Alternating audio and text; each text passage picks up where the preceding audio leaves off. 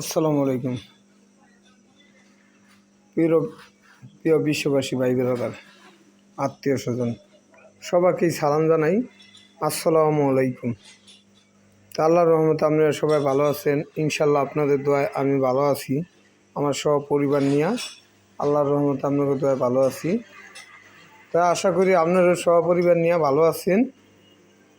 তো এই ফতেজঙ্গপুর বাজারে আলম ভাইয়ের দোকানে চলে আসবেন, ইত্যাদি সব কিছুই পাওয়া যায় কম বেশি। এদিকে আছে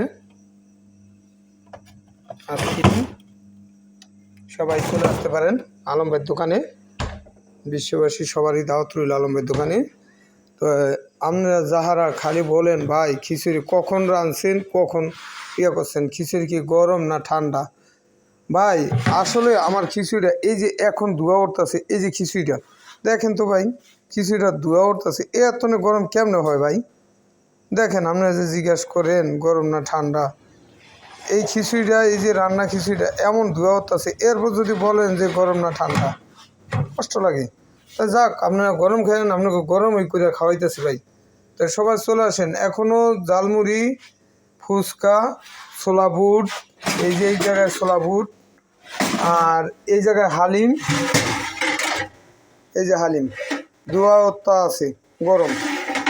আর এরপর আপনাকে তো খিচুড়ি দেখাইলাম, ওই খিচুড়ি তো দেখাইলাম ওই গরম।